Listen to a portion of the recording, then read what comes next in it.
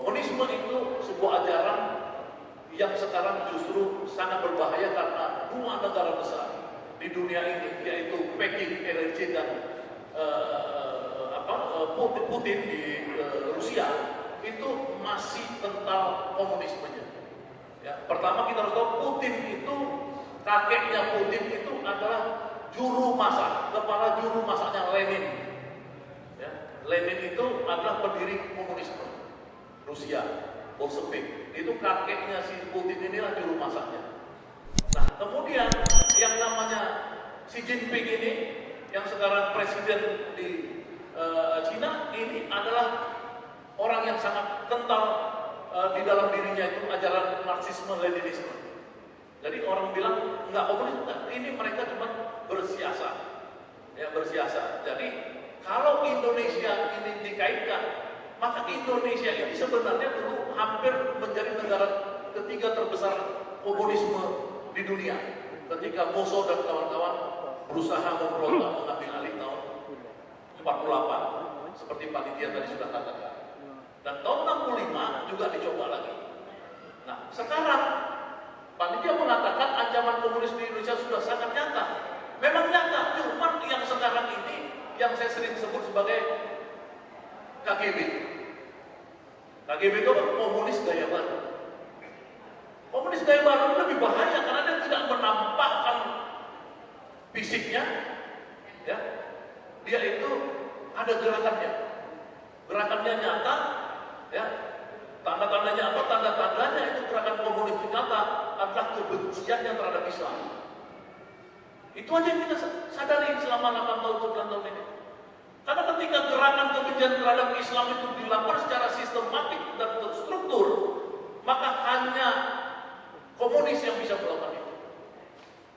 Kenapa komunis bisa melakukan itu? Karena komunis itu memang secara sistematis dari dulu ingin menghancurkan Islam sebagai ideologi competition daripada komunisme.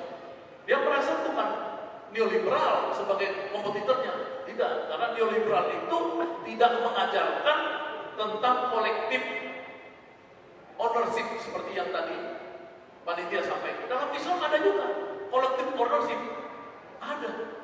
Tapi dalam Islam juga ada individual ownership. Ini yang membedakan kita dengan komunisme. Nah, karena komunisme ini takut dengan Islam, maka Islam dari dulu menjadi sasaran utama untuk dihancurkan dulu. Kalau dengan liberal, mereka gampang, mereka bisa bermetamorfosa seperti negara-negara Eropa, ya, negara welfare state. Dia itu bisa membuat partai buruh. Partai buruh itu mengadopsi setengah atau 70% pikiran komunis dalam dirinya, dia berhadapan dengan kelompok liberal. Jadi face to face. Kalau di negara model Indonesia mereka bingung. Untuk itulah mereka dari dulu datang ke Indonesia. Hank Sneprin datang tahun 1913 ke Indonesia, menyusup ke dalam Serikat Islam. Dia hanya bisa membelah dari dalam. Nah, kalau face to face kita tahu, dia nggak bisa menawarkan ideologinya, nggak bisa. Dia tawarkan kolektif prosperity, ya, kebahagiaan, kemakmuran bersama. Islam juga menawarkan kemakmuran bersama. Ya. Cuman bedanya kita sama dia, Islam dengan dia adalah dia itu adalah historic materialism. Jadi segala sesuatu itu dia tidak ngerti di luar yang secara material dia bisa lihat. Padahal dalam Islam banyak sekali yang disebut sebagai mukjizat-mukjizat atau barokah-barokah yang datang dari kekuasaan Allah Subhanahu wa taala yang di luar kesadaran manusia, kemampuan kita. Ya, kejadian-kejadian, apakah kejadian fisik gempa bumi dan lain-lain, atau kejadian-kejadian terakhir di Indonesia ini, seperti kasus Sambo. Kasus Sambo itu yang saya ikuti dari awal, korupsi, pembunuhan si Barada Joshua itu sudah tertutup. Sekian lama itu sudah tertutup. Karena apa? Karena rapi kekunci bahwa itu adalah peristiwa internal, tidak dibuka di publik. Tapi Allah memberikan jalan sehingga kasus itu terbuka ke masyarakat. Akhirnya masyarakat tahu bahwa ada kejahatan terstruktur pembantai ulama, termasuk kelompok-kelompok pembantai kilometer 50 dalam kekuasaan yang ada. Yang kedua, Allah membuka kasus-kasus lain, kasus Teddy Minahasa, kasus korupsi 300 triliun ini di lupa Allah. Kita harus percaya itu bahwa Allah yang datang memberikan rahmat kepada kita. Kalau dalam komunis, di dalam komunis tidak ada teori itu. Komunis itu tidak mengenal yang namanya ideal, tidak mengenal namanya Allah Subhanahu wa Ta'ala. Nah, ini kita beda sama mereka. Makanya mereka ketakutan sama kita. Karena apa? Karena kita itu beyond rasional, bukan berarti tidak rasional. Beyond rasional, kita percaya bahwa ada kekuatan di luar kekuatan manusia.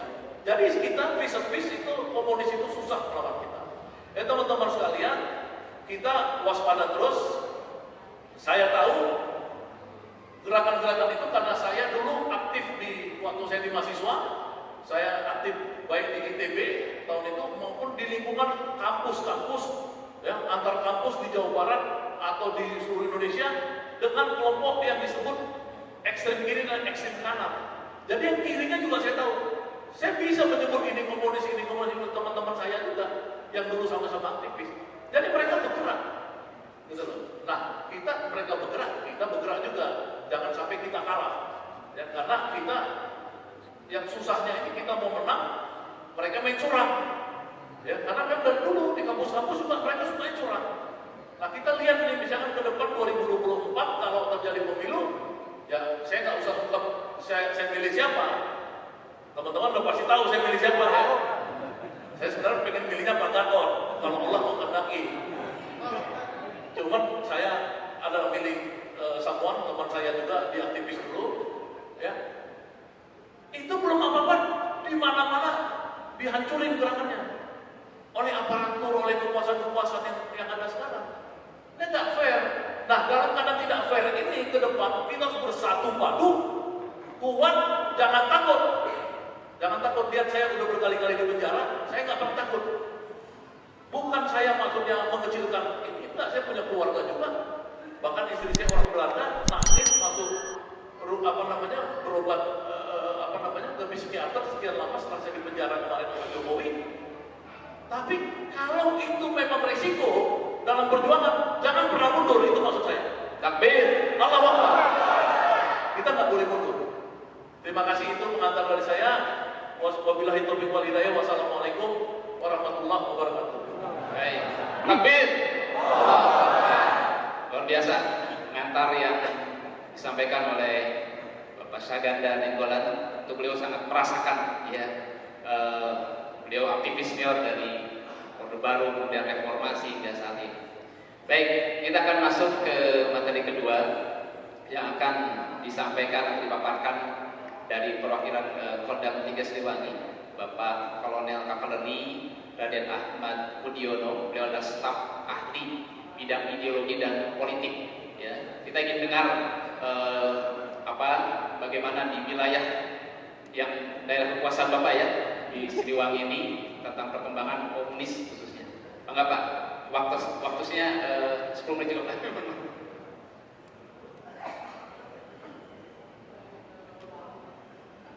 Assalamualaikum warahmatullahi wabarakatuh. Takbir. Allahu Akbar. Yang terhormat Bapak Jenderal Purnawirawan Gatot Nurmantio, senior saya. Beliau 82. Saya 88, saya dari APNI 88. Jadi walaupun gimana, saya yang mewarnai hidup saya di militer dan beliau sebagai panutan saya. Yang terhormat Bapak Profesor Mansur, ya, yang saya hormati Pak Syahganda, yang saya hormati Pak Rizal, pengamat politik. Kalau saya staf ahli Panglima di bidang politik, jadi sama-sama politiknya Bapak. Mungkin memperkenalkan Pak, nama saya Raden Ahmad Budiono. Saya lahir di kota kecil di ujung barat Pulau Jawa di Pandeglang Pak. Saya lahir di sana. Kebetulan kalau tadi disampaikan Pak Syahganda, ada bapak yang orang tuanya, kakak saya juga termasuk korban Pak. Kakak saya sepupu korban dulu di Pandeglang. Ada yang satu ya tahun 65 itu kena itu. Sebab kalau saya setelah itu lahir, setelah itu saya lahir.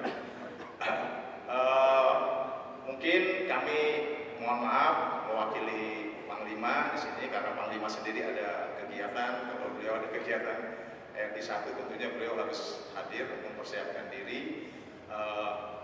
Kami diperintahkan untuk menghadiri di sini. Saya terus terang aja merasa bangga dan ya sangat bersyukur pada Allah Subhanahu wa taala kami dapat berkumpul di lingkungan bapak-bapak yang tentunya satu paham, satu iman dengan saya. Jadi kami bersyukur, terima kasih. Mungkin kami menyampaikan, saya mungkin batas waktu paling lama 15 menit Pak. Saya mau Mbak ya, jangan sampai lewat kan saya. Mohon izin, Pak, mungkin kami dari militer di sini kita tetap berpedoman referensinya TAP MPRS nomor 25 tahun 1966. Di situ sudah jelas ditetapkan dalam TAP MPRS itu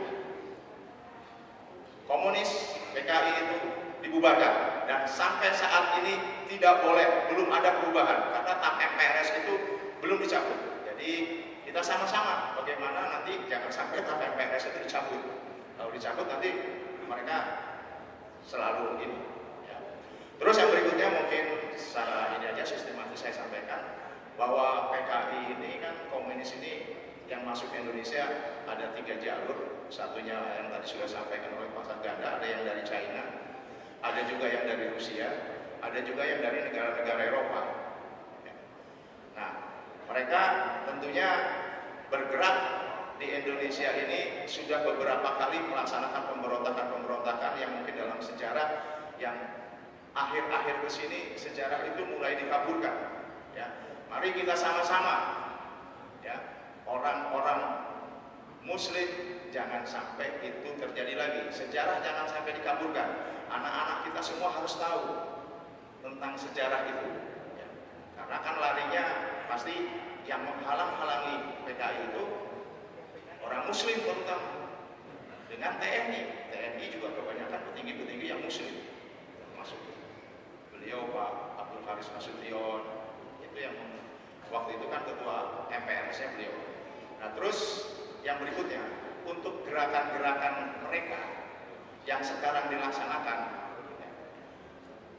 tentunya sistemnya mengadu domba.